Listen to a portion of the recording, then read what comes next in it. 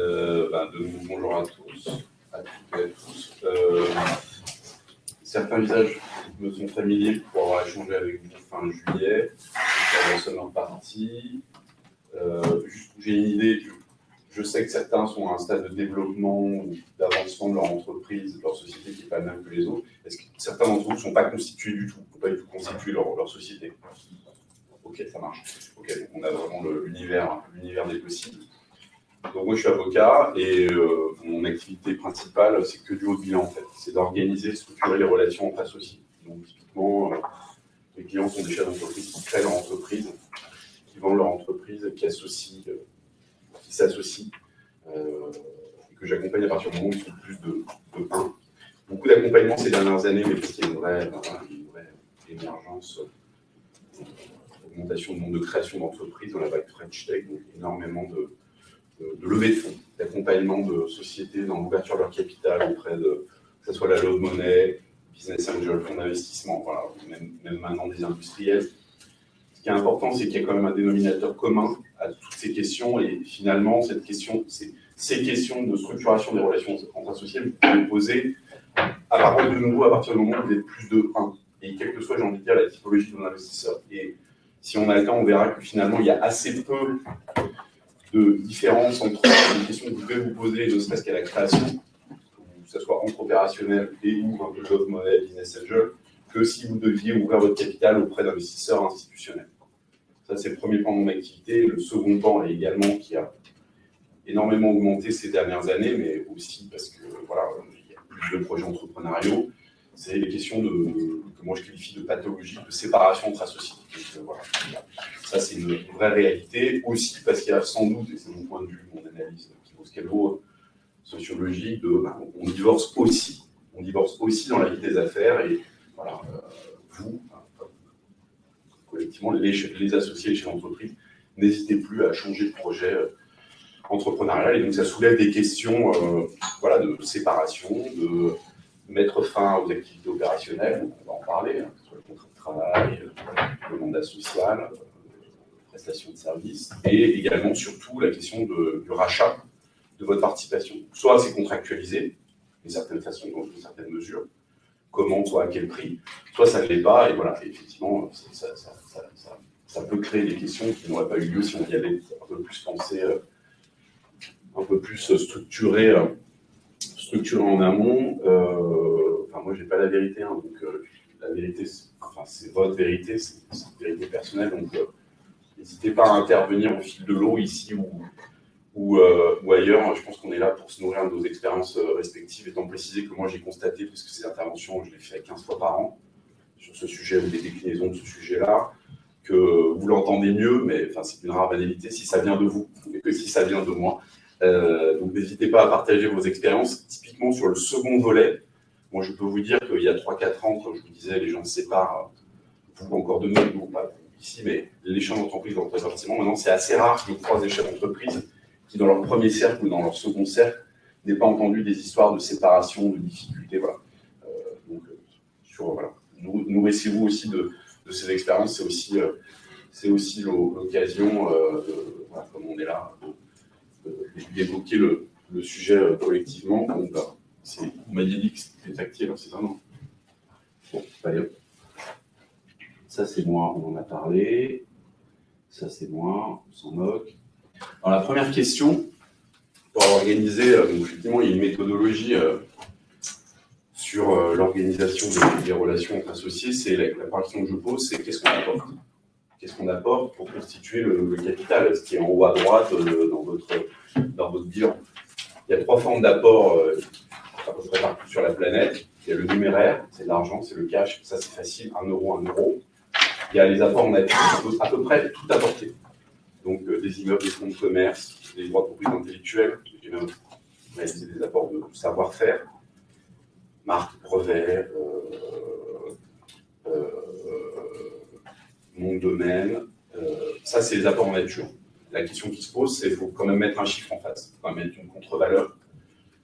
Alors, vous passerez ou pas par un contrôle de conformité avec le recours à un expert comptable qu'on appelle un commissaire aux apports.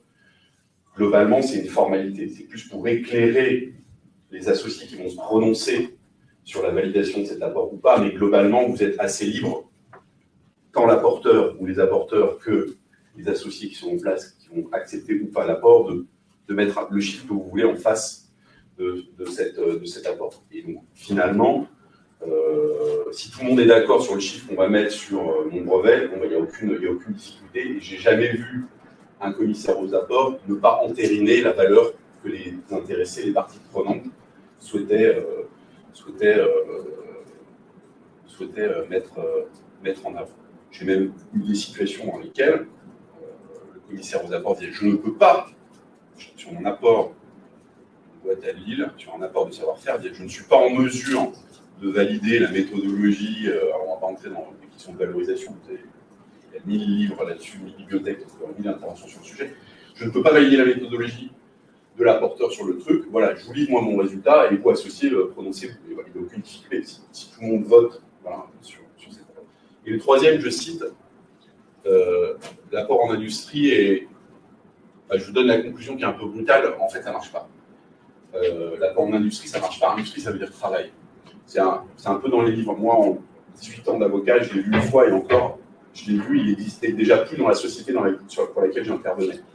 L'apport en industrie, c'est l'idée selon laquelle vous devenez associé et ce que vous apportez à l'entreprise, c'est votre travail, c'est votre industrie. Ça veut dire qu'on donne des parts en contrepartie. Voilà. C'est-à-dire concrètement, vous dites, moi je vais devenir associé de cette entreprise, en contrepartie, je vais travailler 35 heures dans l'entreprise, ou en contrepartie, je m'engage à coder, quoi, à faire un site web. En fait, ça ne marche pas, pour une raison assez simple. C'est qu'on a le plus grand mal. Vous avez le plus grand mal à contractualiser l'industrie, le travail qui doit être réalisé par l'apporteur. Et surtout, quand vous comprenez la difficulté dans laquelle vous pouvez vous trouver, si finalement le travail n'est pas fait, ou mal fait, et surtout comment on déboucle l'affaire, vous vous dites non, on laisse tomber, et on revient. Alors c'est un peu une effet de la pensée, mais on revient sur des choses plus simples. 1 euro, c'est 1 euro numéraire, ou apport en nature. Parce que c'est quoi un travail mal fait? C'est jamais si simple, c'est pas j'ai rien fait ou mal fait, c'est que j'ai pas fait et voilà. Parce qu'à ce moment-là, il faut bien prévoir le débouclage, vous voyez. Donc, je vous le cite parce que vous m'en parlez, parce que vous lisez et en fait, on ne le fait pas. On ne le fait pas pour ces raisons-là pratiques, consistantes. C'est déjà suffisamment complexe d'organiser une relation passive pour éviter de. Donc, mais, et du coup, j'en viens tout de suite à la question de comment est-ce que je peux créer un décalage de valorisation ou un décalage. Moi, j'ai plus travaillé dans l'entreprise, ça c'est le passé, par rapport aux nouveaux entrants. Et en fait, la réponse elle est assez simple. En fait, il faut valoriser votre entreprise. Ça, on le fait tous les jours, comme vous le feriez dans le cas d'une levée de fonds.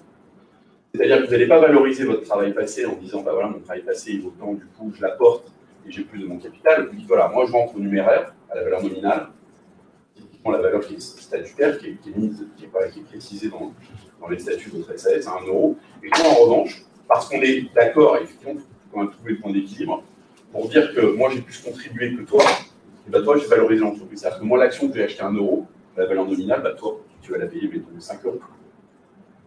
Vous êtes déjà dans une démarche de valorisation de votre entreprise. Et donc, lui va payer, ou elle va payer 5 fois plus cher, et donc là, on va, voilà, après, ça va inquiéter le delta, les 4, ça va aller en prime d'émission. Voilà. Vous êtes déjà dans une... Et ça permet, mathématiquement, et vous trouvez le point d'équilibre, que vous trouviez le point d'équilibre, ça permet de créer un décalage pour rémunérer économiquement le travail passé ou la contribution passée dont vous considérez que toute partie des fondateurs ont réalisé par opposition à vous. Donc on trouve en fait sur la valorisation de la boîte. Et ça, on peut le faire dès la création en fait.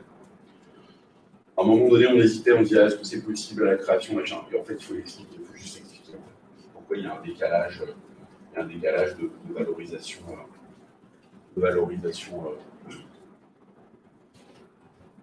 à l'entrée. Autrement formulé, pareil, souvent je vais un peu déboucler des idées reçues sur ce sujet-là. Bon, j'ai juste une question sur ce que vous venez de dire. Ouais.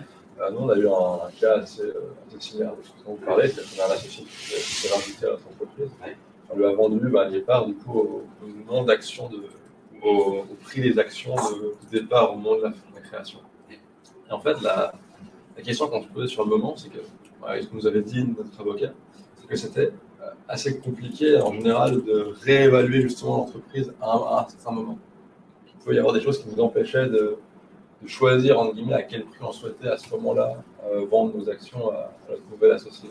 Donc là, pour nous, ça allait parce qu'on n'avait pas eu de réévaluation depuis la création, en fait, on n'avait pas reçu d'investissement. Du coup, la question c'est quelles sont les choses qui peuvent nous empêcher de vendre entre guillemets au prix qu'on veut les actions à un associé, à un futur associé.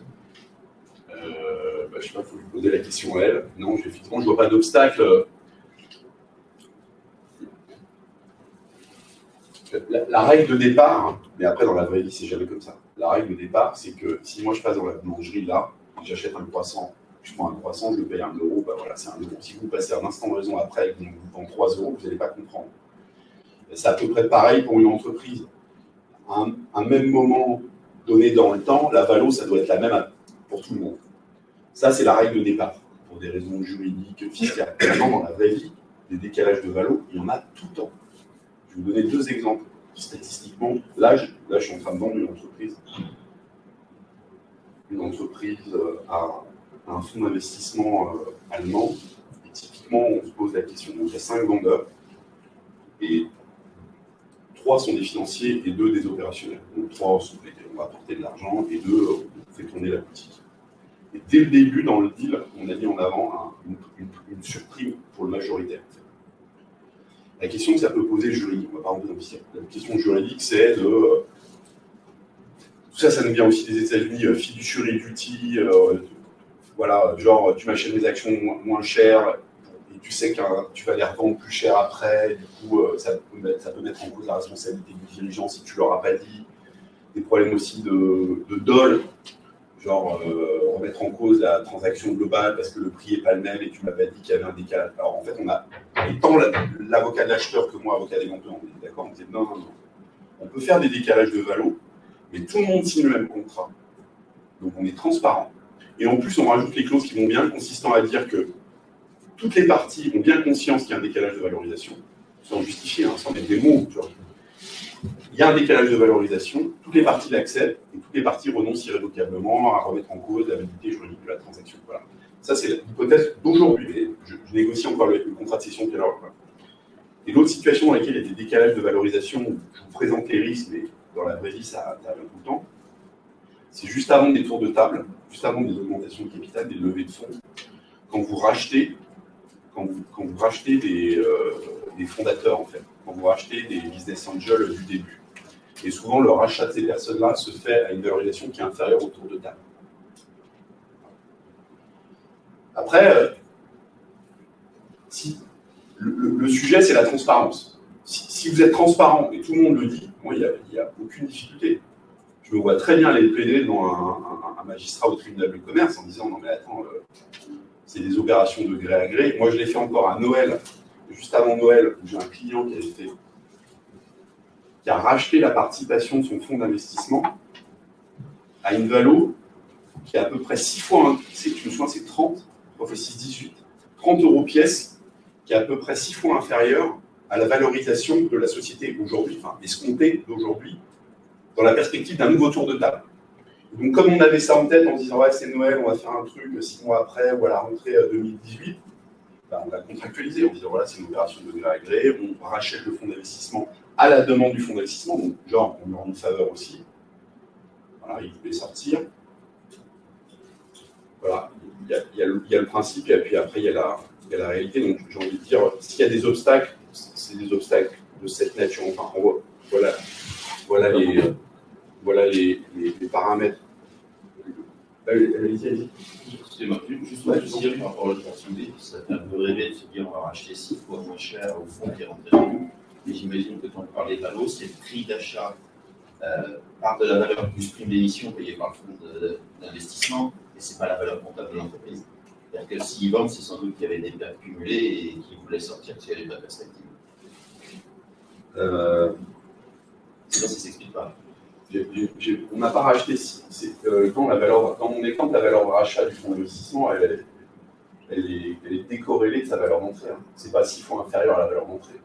Donc mon propos, c'était de dire, on a racheté 30 € l'action, alors qu'on considère que l'entreprise aujourd'hui elle vaut 6 fois plus. Et vous le considérez sur une valeur future. Ouais, bah 6 mois près, quoi. Ouais, exactement. Bah, à 6 mois près, ouais.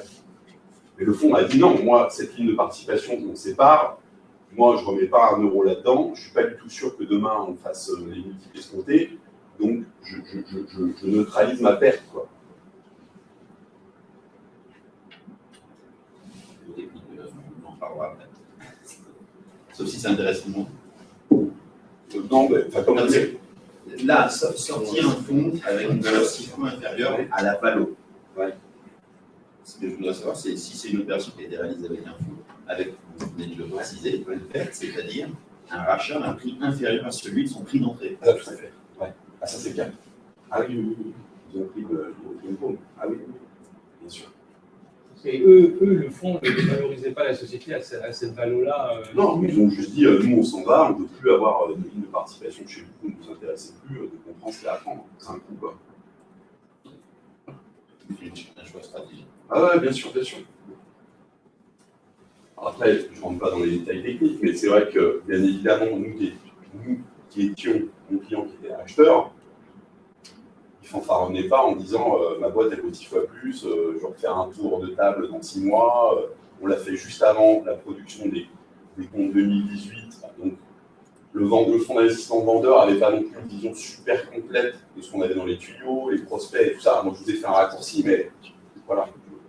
Sans doute que si on avait été aussi transparent, enfin, super transparent, le deal ne se serait pas fait, ou se serait fait dans d'autres conditions. Si le vendeur avait eu conscience d'un tel décalage par rapport de 1 à 6. Voilà, moi, je voulais compacter, mais oui, vous avez raison. Peut-être qu'on a dévié, mais peu importe. On n'a pas de... Une autre idée reçue sur le capital, c'est le 50-50 ou le 49-51. Il y a 2 idées reçues. Enfin, encore une fois, c'est ma vérité. La première, j'entends souvent le 50-50, c'est pas bien. Ah, c'est pas bien, enfin, c'est plutôt, c'est ce que c'est. Aujourd'hui, votre projet entrepreneurial, il implique 2 associés et que votre deal économique, psychologique, il conduit à ce qu'il y ait une répartition de la propriété économique de l'entreprise sur une base 50-50, bah, c'est comme ça. Moi, le jour, j'ai expliqué à des clients, vous n'allez quand même pas faire rentrer quelqu'un au capital juste pour qu'il y ait une 3e personne, alors qu'elle fait, dans votre esprit, pas partie du projet entrepreneurial. Donc, si 50-50, c'est ce que vous souhaitez, bah, c'est 50-50, en acceptant l'idée, effectivement, que bah, vous êtes un peu condamné à être d'accord. Effectivement, si vous n'êtes pas d'accord, chacun a un droit de veto et ça peut conduire à une situation de blocage. Mais c'est ce que c'est. La seconde idée reçue, c'est le 51-49. Ça, vous oubliez. Ça, c'était à l'époque, on ne faisait pas des Legos. Aujourd'hui, on fait des Legos. On est dans un univers purement contractuel avec la SAS. On crée ce qu'on veut. On crée, on crée les organes qu'on veut, les règles de majorité qu'on veut, la gouvernance qu'on veut. Donc, le capital, enfin, là, ce dont on parle, c'est uniquement la propriété économique de l'entreprise. Si vous avez 17% du capital, vous avez 17% de la propriété économique, voilà, en termes de distribution de dividendes, s'il y en a, et le jour où vous vendez l'entreprise. Si on a le temps, mais je ne pense pas que ça sera peut-être l'objet de notre intervention, je ne vous parle pas des cas spécifiques de levée de fonds avec la liquidation préférentielle où justement le fonds prend plus que sa cote par économique. Ce que vous devez retenir aujourd'hui, c'est que quand on parle de capital, on parle de propriété économique. Ça, vous devez le décorréler totalement de la gouvernance. Ce n'est pas parce que vous avez 51% de l'entreprise, de la société, que vous décidez tout seul. Je prends un exemple extrême.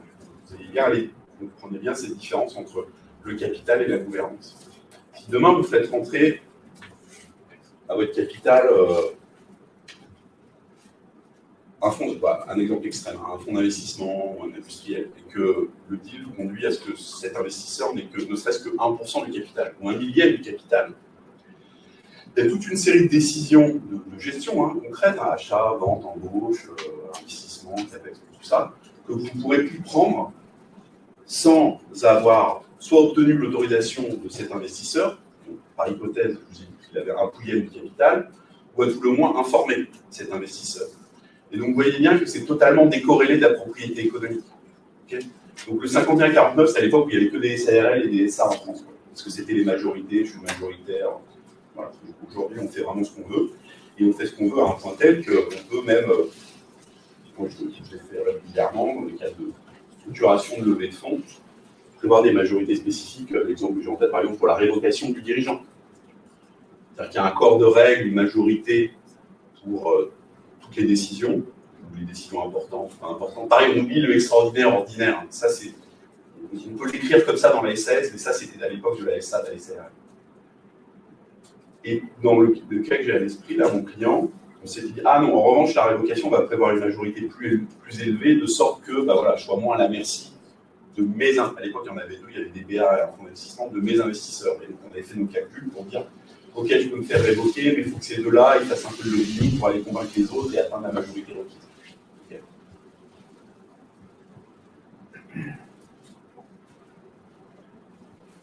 Entrée progressive au capital, pareil. Alors ça, c'est votre quotidien. Pour les gens pas créés, mais même créés, voilà. Le quotidien que je vois, moi, chez les startups, c'est... même pas les startups hier, c'était une voie dans la plasturgie de 1946 qui avait des difficultés à s'aligner en termes de RH, de rémunération des directeurs commerciaux, et qui m'a appelé pour mettre en place des stock options. Comme vous le faites, les startups. Alors moi, je ne peux pas parce qu'il y a les 46, mais dans les startups, vous avez les BSPCE. Donc typiquement, maintenant,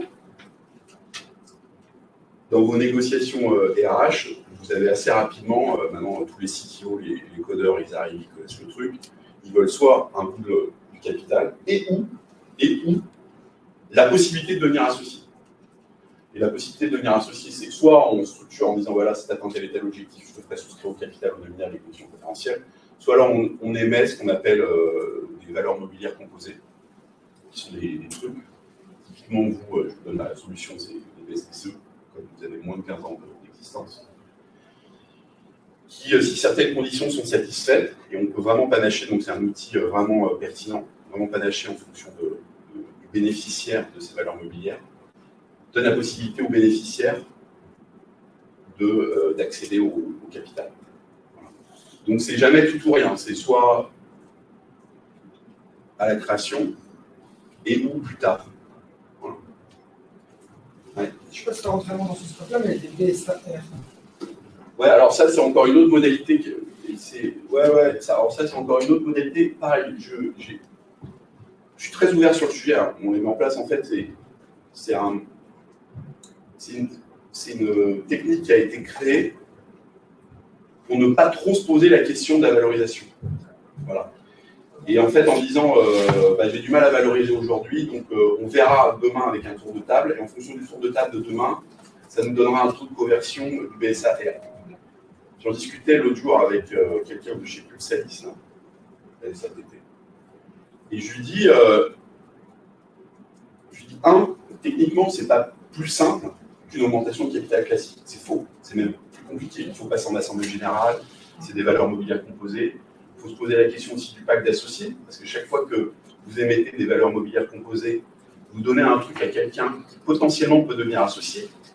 Donc la tarte à la crème, moi je l'ai vu 2 fois, c'est dans une entreprise, la personne, il y avait des gens qui avaient des valeurs mobilières composées, qui avaient donc ce droit de devenir associés, qui ont exercé sont devenus associés et ils n'avaient pas signé un pacte d'associés. Je suis peut-être un mauvais élève de la classe, mais valeurs mobilières composées, moi ça ne me parle pas. Valeurs mobilières composées, en fait, sont des trucs émis par la société qui donnent un droit, une possibilité à leurs détenteurs de devenir actionnaires. C'est-à-dire que quand ils l'ont, ils ne sont pas actionnaires, mais si certaines conditions sont satisfaites, ils peuvent le devenir. Typiquement, historiquement, les stock options. Alors après, il y a plein de déclinaisons. Et la grosse catégorie s'appelle les valeurs mobilières composées, stock options, actions. Action, là, toutes ces différentes, parce que vous avez toute une méthode. Donc vous, c'est BSPCE, stock options, ou typiquement les BSAR. Vous avez un exemple en tête de BSAR? Moi, je ne serais pas.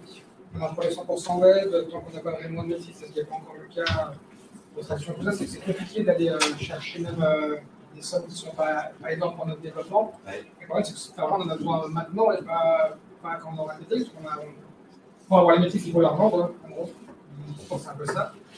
Et les BSR, c'est souvent présenté comme la solution un peu miracle, entre guillemets, parce que certaines personnes pour arriver à mobiliser des fonds rapidement pour pouvoir se développer, le temps d'avoir les chiffres qui vont bien pour aller chercher plus. Il y a des exemples Des exemples de quoi? D'entreprise? Ouais, que vous avez déjà réalisé ce genre d'opération et Ouais. ça fonctionne pas. Bah, souvent, c'est imposé par l'investisseur, en fait. C'est l'investisseur qui dit je ne peux pas me poser. Donc, je termine juste mon propos justement sur les. Non, je vous en prie, non, mais parce que ça, du coup, j'espère que ça va répondre à votre question. L'investisseur arrive, il dit je ne veux pas me poser les questions d'Avalo, donc on émet les BSAR. Ok, on dit 5 minutes. Moi, je dis juste au client, à vous, la société. C'est pas plus simple techniquement. Comme c'est une valeur mobilière composée, maintenant vous savez ce que c'est, il faut quand même passer en assemblée générale. 2, comme ça donne potentiellement accès au capital, il faut quand même se poser la question et faire signer un pacte d'associés au titulaire du BSAR pour ne pas se retrouver dans la situation de mes 2 clients que j'ai rencontrés ces dernières années qui avaient donné des BSPCE à des salariés qui, le jour où ces salariés ont exercé, sont devenus juridiquement actionnaires, n'étaient pas tenus par le pacte et ne voulaient pas le signer. C'est ça qui se trouve bas. Sauf que moi, je ne peux pas tordre le bras au salarié qui est actionnaire et lui dire tu signes le pacte. C'est pour ça qu'il faut le faire au moment de la mise en place de cette valeur mobilière composée. On se pose également cette question-là dans les BSAR, comme vous l'auriez dans une augmentation de capital classique. Et 3, alors oui, on ne se pose pas la question de la valorisation aujourd'hui, mais il faut quand même se poser la question du taux de conversion du BSA de demain. Ok, on ne se pose pas la question, Jean-Luc, de la base sur laquelle va s'appliquer quoi. Ce BSA, il va me donner droit à combien? On verra demain. Mais on peut quand même mettre un plafond, un plancher, donc il y a quand même des discussions commerciales. Et encore aujourd'hui, je ne sais pas si ce n'est pas une fausse bonne idée. C'est pas, techniquement, c'est clairement pas plus simple, c'est exactement la même chose, et ça conduit quand même à se poser une question de, je balance la patate chaude de la valo à d'autres, sauf que si l'investisseur, si la valo de demain ne lui plaît pas, il faut quand même être protégé, donc il va quand même négocier un prix plancher. Voilà. C'est mon point de vue d'aujourd'hui, mais après c'est une réalité, elle est là. Je dirais qu'en fait c'est ni plus compliqué ni plus simple. Si c'est l'accord, vous savez, après il y a plein d'idées reçues, mais de perceptions. Après, il y a beaucoup d'investisseurs, mais je pense qu'on est tous pareils. Les gens aiment bien faire ce qu'ils ont déjà fait, en fait. De façon dont ils... Donc, pour peu que l'investissement précédent ait été réalisé de cette façon-là, si l'investissement d'après, l'investisseur vous dit, mais je vais faire la même chose. C'est à peu près la même chose sur les packs d'associés. L'investisseur, il dit, ah non, moi j'ai fait le lead d'avant, je l'ai fait comme ça, je vais le faire comme ça. Par exemple, sur les actions de préférence, ça rentre dans la technique juridique.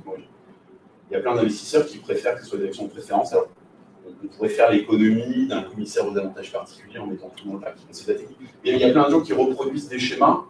Bon, et c'est vrai qu'après, quand on est dans la tourmente, mais ce sont des deals qui vont assez vite, en fait. Vous êtes pressés, globalement. Donc, c'est vous qui placez le curseur sur l'élément de négociation, et voilà. Parce qu'il y a des incubateurs parisiens, pour le nommer, des parts de famille, qui font ça avec toutes leurs startups à l'heure actuelle. Et en gros, j'avais compris que ça permettait de pas diluer dès le début, quoi.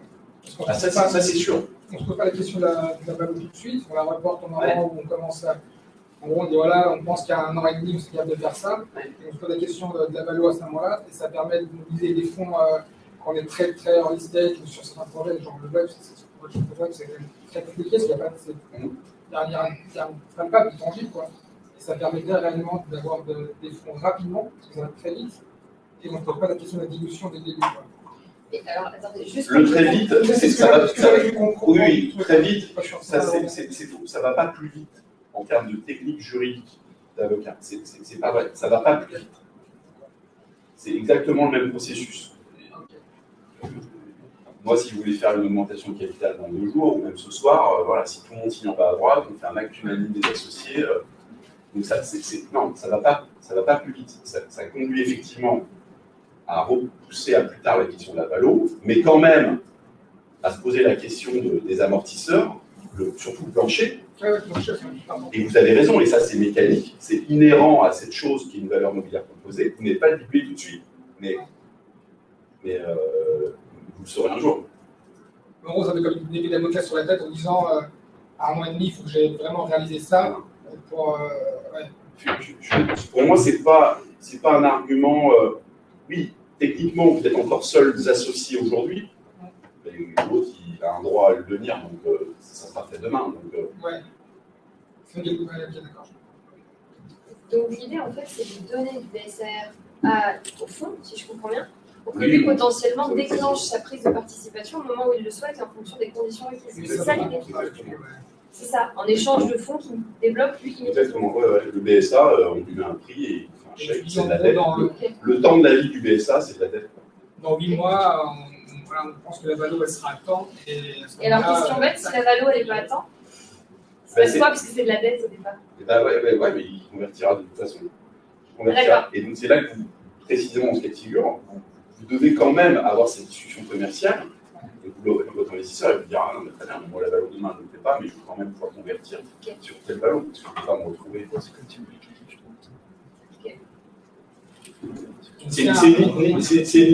C'est un peu différent.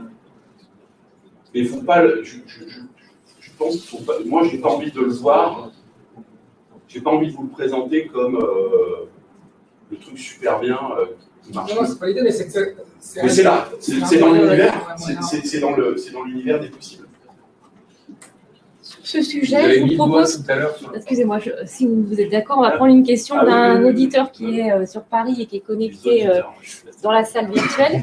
Alors, c'est une question, donc toujours sur les BSAR en Love Money de Delphine, qui se dit effectivement, ça permet de ne pas trop se poser la question trop tôt sur la valorisation ou de manière fictive. Donc, elle dit, nous n'avons pas signé de pacte d'associés, en revanche, seulement des contrats. Et la question, c'est est-ce que c'est très embêtant ? Non, mais je pense que c'est dans les contrats, à mon avis. Après, je pense que dans les contrats, il y a au moins les grandes lignes du pacte d'associés. Et moi, ça ne me convient pas. C'est-à-dire que si moi, demain, non. Quand des valeurs mobilières composées sont émises, typiquement, moi, je veux que tout le package soit établi et signé. On n'est pas à se poser des questions. Parce que quand on met juste les thèmes, le tag, le drag, la préemption, il y a quand même ensuite plein de modalités. C'est mieux que rien, mais ce n'est pas pleinement satisfaisant. Parce que demain, il peut y avoir il y aura une négociation sur ce qu'on met à l'intérieur de ces cases. À mon avis, les contrats, c'est simple. Je pense. Tel que je l'ai vu. Oui, elle confirme, on a bien les modalités d'exercice du BSAR.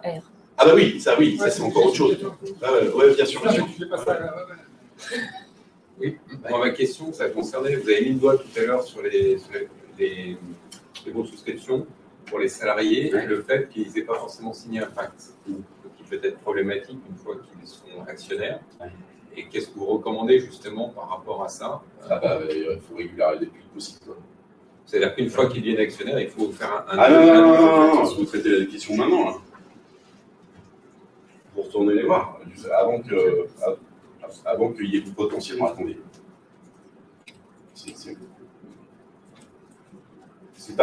C'est comme les médecins, c'est pas parce que moi je vois des pathologies que tout se passe mal. Vous les lisez parce que je les vois, et c'est là pour ça. On fait de la prévention. Voilà, allez-y, donc c'est encore frais. En tout cas, donc il n'y a pas d'enjeu. Et le pouvoir de licence. Non, mais il faut aussi traiter la question du pacte d'associés. Donc, tu me signes le pacte d'associés le jour où, si tu viens associé. De l'intérêt de tout faire en même temps, parce qu'après, on oublie. Ouais. On passe à autre chose. Ouais. Parce qu'en parallèle, moi, je fais par exemple, si on lance une levée de fonds avec des business angels, on a un pacte. Ça veut dire qu'il faut faire 2 pactes distincts. Bah alors, ça, c'est. Sans rentrer dans la technique, c'est possible. Il y a le pacte, le mini-pacte. En tout cas, il faut traiter la question. Il faut que tout le monde soit tenu par un pacte. Tant les associés du moment, les actionnaires du moment, que les actionnaires en puissance. Alors nous, de notre côté, on a émis des DSPCE. Et ce qu'on a mis dans le contrat BSPCE, c'est que la personne s'engageait à signer le pacte d'associé en vigueur au moment de son accession, de sa transformation CBSPCE. Est-ce que c'est convenable, ça?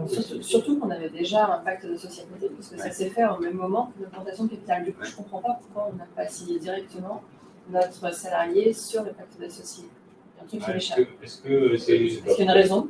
Non, pas. Je ne sais pas pourquoi ça n'a pas été fait, mais moi, je recommande de le faire pour les raisons évoquées. Oui, un engagement de signature, c'est mieux que rien, mais c'est toujours pareil. Si demain la personne ne veut pas signer, ça veut dire que ces BSPCE sont pas transformables. Est-ce que vous l'avez écrit comme ça? Est-ce que vous avez écrit que ce BSPCE devienne caduc si peut-être, qu'il devienne caduc si la personne ne signe pas le pacte, peut-être? C'est tellement plus simple. C'est tellement plus simple de faire signer un bout de papier en disant t'es actionnaire, voilà les règles qui s'appliquent. Si t'es pas actionnaire, le contrat ne s'applique pas. Au moins la question elle est réglée. Je vois pas pourquoi on s'arrête au milieu du chemin. On va plutôt bon. Comme ça après c'est mécanique. Hop, l'autre il vous envoie sa notification, j'exerce le BSPCE. A priori, il n'y a pas de raison qui bloquerait, qui aurait empêché que le salarié puisse signer le pacte d'associé au moment où on l'a. On va regarder. Si on a fait une mise à jour, il faut lui redemander une signature, etc.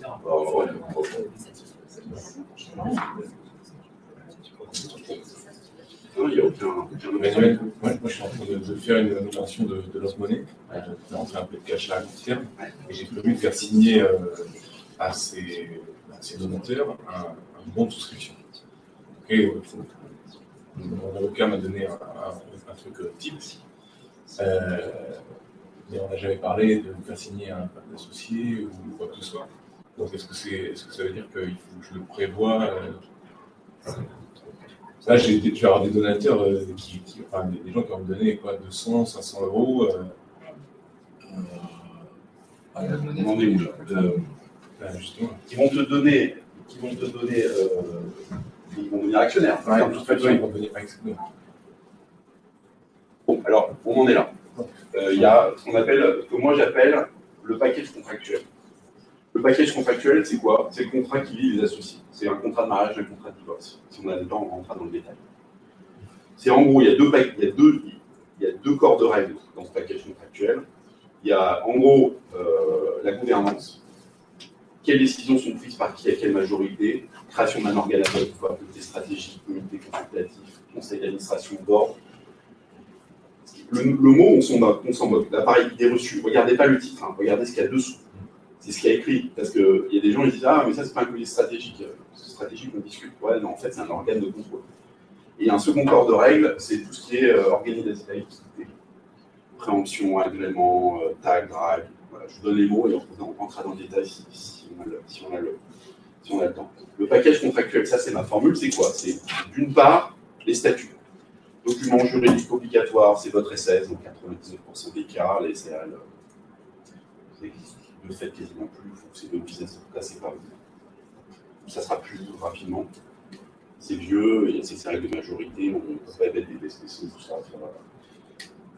Pareil, je vous donne la conclusion. C'est un peu violent, mais au moins. Les statuts, vous devez les déposer au greffe, c'est obligatoire, ça donne naissance à votre entreprise. Pour ceux qui ne sont pas constitués, vous avez un extrait cabis, c'est la carte d'identité, vous êtes né. La société en tant que personne morale est née juridiquement.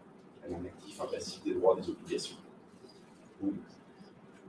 L'autre élément qui a été créé par les avocats, la pratique, ce qu'on appelle le pacte d'associés, le pacte d'actionnaires. Voilà. Tout ça, c'est un document qui est confidentiel et qui doit se lire, s'interpréter avec les statuts. C'est pour ça que moi, je parle de package contractuel. Quand je travaille sur ces dossiers-là, j'ai deux documents à mon écran. Et quand je soumets, comment je vois la structuration, on voit les deux documents. Il faut qu'il y ait parfaite cohérence entre les deux. Et moi, je supprime la redondance. Je ne veux pas de redondance. C'est absurde. Est-ce que c'est à droite ou à gauche? Ça, c'est de la technique juridique, action de préférence ou pas. Certains investisseurs disent, mais je joue dans les statuts, est-ce que c'est public ou c'est opposable à des tiers? On verra. Voilà, ça, c'est le package contractuel. C'est quoi le package contractuel des investisseurs? Si tu leur fais signer uniquement un bulletin de souscription, les règles auxquelles ils seront soumis, par lesquelles ils seront tenus, c'est uniquement les statuts. peut-être que ce qu'il y a dans ces statuts, ça suffit. Peut-être qu'il y a une préemption, un agrément. Je ne pense pas qu'en revanche, il y a un drag. Je ne pense pas en revanche, pareil, ça c'est la blague. Alors, bon, c'est tout dans le désordre, mais c'est pas grave. Hein. On vit la drague. Donc, voilà. Typiquement, c'est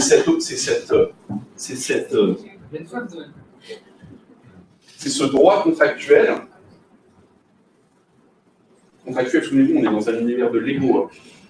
Si vous ne l'avez pas écrit, si vous ne l'avez pas stipulé, ça n'existe pas. Le drag, c'est la clause par laquelle, le mécanisme par lequel le ou les majoritaires, il faut définir ce qu'on entend par majoritaire, est-ce que c'est tout seul, est-ce que du coup qu'il y avait 77, peuvent forcer les minoritaires, les autres, à vendre avec les majoritaires si une offre d'achat est formulée par un tiers. Pareil, moi j'ai vu, si ça, vous pas, ce mécanisme, vous ne l'avez pas mis en place, il n'existe pas. Et s'il n'existe pas, votre société elle est à peu près invendable. Pas fort. Enfin voilà. Pourquoi? Parce que forcément, vous mettez à la place d'un tiers, il n'a peut-être pas envie de se retrouver avec vos minoritaires. Peut-être que ça se présentera et que certains resteront, et ça sera dans la discussion commerciale avec l'acheteur. Mais il faut bien que vous ayez en tout cas la possibilité contractuelle de forcer les autres à vendre avec vous. Je ne pense pas qu'il y ait un drag dans les statuts. On ne met jamais ça dans les statuts. Au mieux, il y aura une préemption en agrément. Ça veut dire qu'effectivement, là, en un truc, préemption, ça parle de soi. C'est-à-dire que tous les deux, on monte notre société. Si demain, je veux vendre à un tiers, tu as un droit de préempter, quoi. Comme quand vous achetez un appartement, on demande à la mairie si elle veut pas préempter l'appartement avant que vous l'achetiez. L'agrément, c'est à peu près synonyme. C'est une déclinaison. L'agrément, c'est quoi? C'est que si demain, je vends à un tiers, qui viennent soit agréé. S'il n'est pas agréé, vous me rachetez mes actions. Qu'est-ce qu'il y a encore dans la liquidité? De temps en temps, on vous met quand vous avez des investisseurs un peu qui connaissent un peu la musique, on vous demande une incessibilité, une inaliénabilité, une période pendant laquelle vous, les fondateurs, vous vous engagez contractuellement à ne pas céder une partie de vos actions. Voilà, on contrôle le capital. Et le tag, par contre, je sais le drag, mais pas le. Alors le tag, c'est. Alors voilà, donc on est rentré dans le premier thème, donc la liquidité, le premier thème de ce package contractuel, statut pacte. Le tag, c'est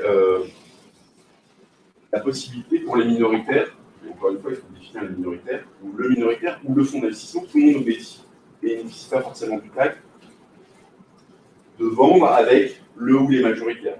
L'idée, c'est OK, on est rentré ensemble, on sort ensemble. En tout cas, tu me laisses la possibilité de sortir avec toi, je ne vais pas me retrouver tout seul comme un imbécile. Voilà. Drague longue, drague avec vous longue, et taguer vos actions, ça part avec le ou les majoritaires. Soit la reste avec nous, soit pas. Alors je comprends, mais vous aviez déjà une question. Non, mais ça fait un moment que vous aviez. Ok. Dans ces packages et en venant sur la question du pacte d'associés, une question sur un salarié à qui on attribue la SPCE, et donc il faut signer par une société. Question technique. Est-ce que le pacte d'associés peut être signé uniquement par le nouvel entrant en capital ou l'ensemble des actionnaires doit re-signer un nouveau pacte, puisqu'à l'intérieur, on a un nom supplémentaire? Non, ça dépend comment souvent, si c'est bien fait, vous voyez, on annexe un acte d'adhésion, un document d'une page dans lequel vous donnez la possibilité à la société de signer au nom et pour le compte. Donc, avec votre titulaire de SPCE, le pacte, vous avez juste une page, il y a juste une page qui est signée par le nom. Pas aussi. Comment ça s'appelle, pardon, tu avais dit un bout de papier, un acte d'adhésion, mais peu importe. C'est un paragraphe à la fin, généralement, où on vous dit s'il y a des nouveaux enfants, on donne la possibilité, on donne pouvoir à la société de signer au nom et pour le compte de tous les signataires du pacte un avenant, juridiquement, et ça évite de refaire signer tout. regarde l'impact, on n'a pas cette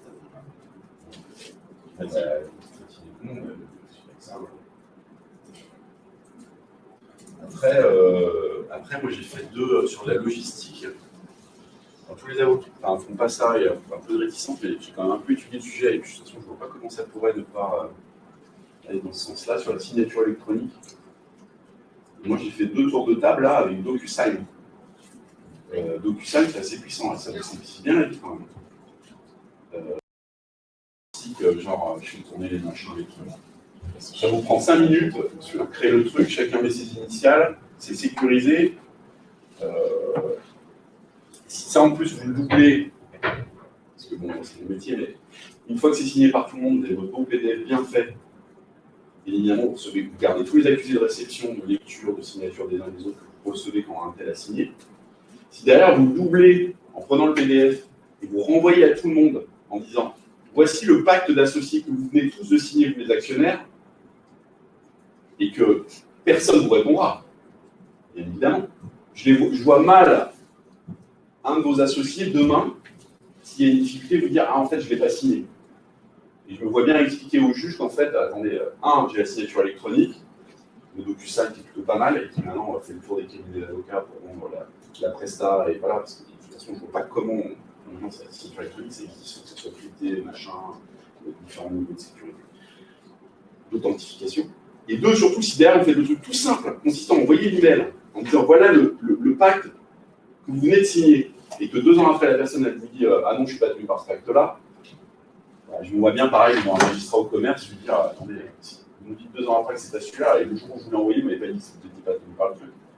Donc, je suis assez confiant sur ce mode opératoire. Ça peut vous simplifier la vie sur ces sujets-là en fait. Comment vous gérez la date de signature par rapport à la date d'un acte dans le DocuSign? Est-ce que vous avez des actionnaires qui ne vont peut-être pas le faire tout de suite? Ouais, mais je pense que c'est tout daté en fait pour ce l'email. Oui, mais votre acte, s'il est daté du 10 et que vous avez un actionnaire. Et la dernière date, ce qui est important, c'est d'être. Enfin, il n'y a pas une date unique ou un horaire unique, ce qui est important, c'est d'être tenu par le truc. Mais regardez, aujourd'hui, vous allez faire rentrer, vous allez régulariser une situation. Vous avez un pacte qui a été signé il y a 2 ans. Aujourd'hui, vous faites rentrer quelqu'un, parce que quelqu'un, il sera tenu par le pacte à partir du moment où il signe. Il n'y a pas de difficulté. Ça ne réagit pas de toute façon. C'est toujours comme ça. Si, non, mais c'est comme ça. Vous êtes tenu par un acte de jeu, des obligations que vous souscrivez le jour où vous manifestez vous exprimez votre acceptation. C'est juste comme ça. S'il y en a un qui signe le pacte 10 jours après, il est tenu à partir du le jour où il a exprimé son accord le 10e jour après. Quoi.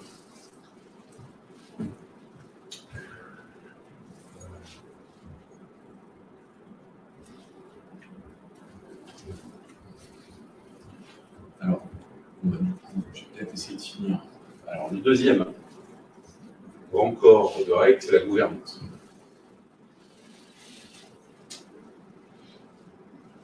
La gouvernance, c'est quoi? C'est d'une part les décisions que, effectivement, vous ne pouvez plus prendre, vous ne pourrez plus prendre sans avoir obtenu l'autorisation, souvent d'un organe, un organe ad hoc qui porte le nom que vous voulez, et au sein duquel il y aura votre ou vos investisseurs, vous. Voilà. Et donc là, il y a 2 sujets. Il y a il faut définir les décisions. C'est quoi ces décisions de gestion, concrètement, très concrètement, de manière chiffrée également. L'embauche d'un salarié dont le salaire annuel est supérieur ou égal à X, telle décision d'investissement, telle dépense fournisseur supérieure ou égal à Y, en montant individuel, ça correspond à votre opérationnel, je crois que ça devienne vivable déjà, vous y passez vos journées, donc voilà, c'est juste à faire. 2, c'est autorisation préalable ou simplement information, ça peut être les 2. Tiens, je t'informe peut-être ou non, j'ai besoin d'accord. Et 3, la règle de majorité, quoi. C'est l'appareil, vous pouvez panacher selon le type de décision. C'est là que vous posez la question, et c'est un vrai sujet de discussion dans le cadre de levée de fonds, d'ouverture de capital. Le type de gouvernance que vous souhaitez, pouvez, et on fait affaire de discussion commerciale, un rapport de force, avoir avec vos investisseurs. hands-on, je suis dessus ou je suis plus en retrait.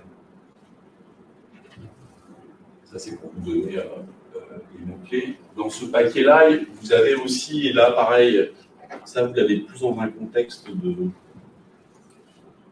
levée de fonds, ce que vous dit la loi par défaut en termes de remontée d'informations est très insatisfaisant du point de vue d'un investisseur.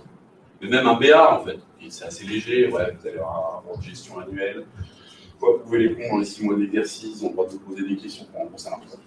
Donc ce qu'on a fait, la pratique, on a créé contractuellement une obligation pour la société, le ou les dirigeants, de faire remonter certaines informations. Alors, pareil, ça se définit. Donc, des informations de nature financière, prévisionnelle, cash flow, situation, et puis des indicateurs métiers. Donc là, pareil, il faut que ça corresponde à votre réalité. Est-ce que c'est des parties, des clients, des prospects, voilà. Pareil, il ne faut pas que ça devienne ingérable, il faut que ça soit convenable, pertinent. Des indicateurs pertinents, et voilà. Et aussi, la fréquence, la périodicité. Est-ce que je sors une situation tous les trimestres ou je sors une situation tous les mois? Et dans quel délai? Pareil, quand tout va bien, tout va bien. Il ne s'agit pas de souscrire des engagements contractuels, donc vous savez d'ores et déjà que vous n'allez pas les tenir. Parce que le moment venu, si ça frite un peu avec vos associés, il va y avoir de la frustration et potentiellement on peut vous le reprocher. Donc, si une situation mensuelle, c'est hyper lourd. Le mois, il passe très très vite. Produire des chiffres, un tableau de bord, des indicateurs dans un délai de 30 jours à compter de l'échéance, c'est assez court. Voilà, passer le curseur, peut-être le trimestre dans un délai de 30, 45 jours, 60 jours. Ça, vous l'avez assez tôt en fait. Hein. Maintenant, je me rends compte, mais parce que aussi ça se sophistique un peu. Typiquement, les BA, alors je ne vous ai pas parlé de qui sont les.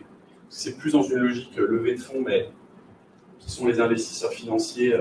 Alors, il y a les grosses catégories, hein, il y a la love money, les BA, les fonds d'investissement, le corporate maintenant, donc la logique de l'innovation, le crowdfunding qui peut être autre chose. Les frontières, voilà, c'est pour les besoins. On a créé ces catégories pour les besoins de la pédagogie, mais en fait, la réalité, c'est que ces frontières, elles sont poreuses et qu'il n'est pas rare que de la love money à la création, on ait déjà des BA qui connaissent bien la musique, qui formulent à juste titre ou pas, mais à juste titre, des exigences en termes de contrôle des décisions et de remontée d'informations. C'est toujours pareil, c'est pas. C'est où vous placez le curseur, c'est pas tout rien. J'ai une question moi, par rapport à la cohabitation, parce qu'il ne faut surtout pas le faire, donc je réfléchis. Pas faire quoi? La cohabitation La cohabitation entre des fonds et des industriels, donc globalement du corporate. Ah oui.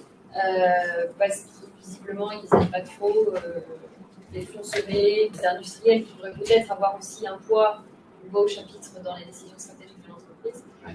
Mélanger les deux, est-ce que vous avez déjà eu une expérience Ouais. D'accord. Non, d'une manière générale, je dis ça maintenant, peut-être qu'un jour je reviendrai en arrière, mais j'ai plus de religion sur rien en la matière. Vous trouverez toujours des gens qui vous affirment de manière péremptoire leur vérité. Sur ça doit être fait comme ça il ne faut pas le faire, et ça c'est dangereux. La réalité, c'est qu'on voit tout. Donc après, c'est à vous de savoir si vous voulez vivre avec ça ou pas. Et même changer d'avis sur être associé avec son conjoint. J'ai même changé d'avis parce que j'ai vu plein de clients chez qui ça fonctionnait très bien. Alors qu'au départ, moi j'étais, mais parce que je venais avec combien tout ça avec son histoire. Des histoires de, bah ouais, forcément, quand tu te sépares, tu perds plus. Même sur ça, j'ai changé d'avis. C'est franchement des boutiques, des boîtes qui tournent super bien parce que voilà, c'est leur affaire, c'est votre affaire, c'est des gens aussi qui sont construits peut-être dans un univers professionnel, ils sont connus dans un univers professionnel et donc rien, voilà. Donc non, ça je l'ai vu plein de fois, ça marche très bien, mais vous aurez aussi des histoires où ça ne marche pas. Il y a plein d'idées reçues comme ça. Bah après, ça s'explique, le fond dit voilà, le problème du corporate, c'est qu'il va avoir un intérêt à un moment donné opérationnel et que donc, prendre des décisions qui vont forcément avoir un intérêt pour lui, mais pas forcément un intérêt pour l'entreprise. Mais la réalité, c'est que Donc, sous un même vocable, mais après, sous un même vocable, il y a 1000 réalités. Il y a fonds et fonds. Vous avez maintenant des fonds corporate. Alors là, on a tout mélangé. Oui, bah oui. Vous voyez? Non, mais c'est pas fait pour vous aider. Enfin, si, il faut juste se dire, c'est affaire de circonstances. Et plutôt que se coller des schémas, des armoires psychologiques en se disant, ah non, ça, je le fais pas. Ça, je le fais pas. Parce qu'il y a 1000 réalités. Attendez, le nombre de gens qui disent PA, qui veut dire qu'ils sont investisseurs professionnels. Ils sont l'autre monnaie, l'autre il arrive, c'est le papa, la maman, le truc, ils connaissent le truc. Et d'autres fonds d'investissement, chargés d'affaires, voilà. Il a 23 ans, il ne connaît rien, c'est parce qu'il n'a pas l'expérience. Donc il faut vraiment, voilà, donc, vraiment, c'est affaire de circonstances. J'ai même le dernier truc que j'ai eu là en ce moment, c'était il ne faut pas s'associer. Là, je dis, alors j'ai dit quoi? Alors oui, la vie tue, quoi. À ce moment-là, la vie tue. C'est pas parce que les gens se séparent et divorcent qu'il ne faut pas essayer une aventure de couple, quoi. C'est juste, après, on tombe dans l'absurdité. La seule question qui compte, c'est est-ce que vous voulez être associé? Est-ce que c'est important pour vous? Si vous êtes consultant comme moi, dans les métiers du service, c'est moins important. Si vous êtes médecin, voilà. Après, il y a des boîtes dans lesquelles, de toute façon, vous ne pourrez pas tout faire. Puis vous allez vous épuiser. Est-ce que vous avez besoin de quelqu'un ou pas? Si ce n'est pas le bon moment, et puis si vous ne l'avez pas trouvé, c'est affaire de circonstances. Donc, c'est pas il faut pas. C'est plutôt est-ce que c'est ce dont vous avez envie, la possibilité.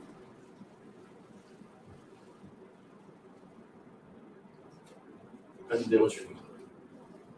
Donc, et vous avez eu des expériences positives ou des expériences négatives? Moi, j'ai les deux. En fait. Je fais des statistiques, tu connais. Non, mais vous n'y arriverez pas avec moi. Vous n'y arriverez pas avec moi parce que quand ça arrive à moi, pour ce qui est de l'aspect, ça se passe pas bien, c'est pas révélateur. Quoi. Globalement,